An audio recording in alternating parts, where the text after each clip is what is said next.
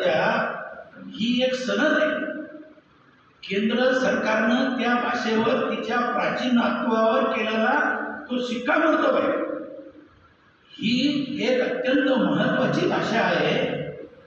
म्हणून त्यांनी दिलेलं ते नामविधान आहे. काय निकष आहे या बीजक भाषेचे वाघ सरांनी सांगितले. ते थोडं त्याचं रिपिटेशन करतो. पहिला महत्त्वाचा निकष म्हणजे ही भाषा प्राचीन भाषा असली पाहिजे.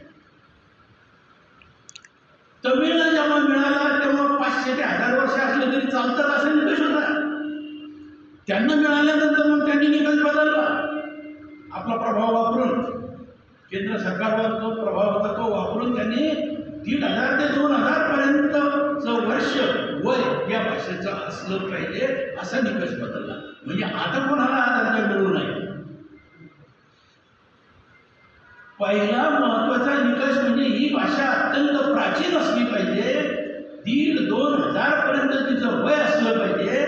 2000 पेक्षा जास्त वय असेल तर अधिक चांगलं. म्हणून 2500 पर्यंत या मराठी भाषेचं वय आहे हे आपल्या महाराष्ट्रातल्या रंगनाथ पठाण समितीनं सिद्ध केलं.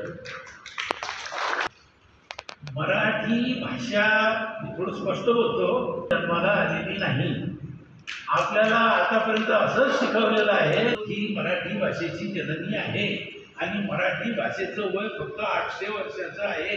तसं नाही. 11व्या शतकात विवेक सिंधू नावाचा मुकुंदराजांनी ग्रंथ लिहिला.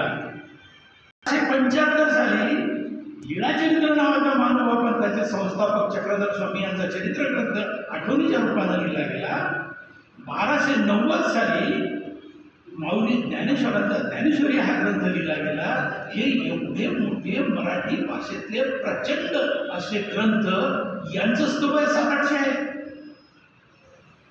ज्ञानेश्वरीची नुकतीच आपण 1990 साली सप्तशताब्दी साजरी केली.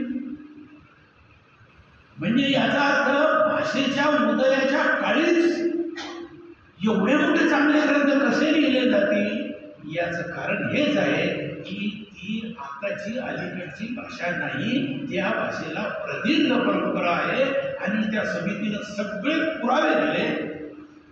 शिलालेखाचे पुरावे दिले, प्राचीन ग्रंथांचे पुरावे दिले, वेगवेगळ्या भाषांमध्ये मराठी भाषेचा कसा उल्लेख आहे त्याचे पुरावे दिले. तमिळ भाषेमध्ये कावेरीचं धरण बांधत असताना जो उल्लेख केला गेला त्यामध्ये उल्लेख आहे की ते मराठी माणसं या धरणाच्या कामासाठी आली होती म्हणून असे सुद्धा पुरावे दिले. म्हणजे फार मोठा विषय आहे. परंतु वेगवेगळ्या प्रकारचे पुरावे देऊन मराठी भाषा ही खऱ्या अर्थानं समृद्ध आहे, संपन्न आहे, प्रगल्भ आहे आणि समर्थ आहे. आणि असं असताना सुद्धा आमच्या या भाषेला तुम्ही अभिजात भाषा म्हणत नाही.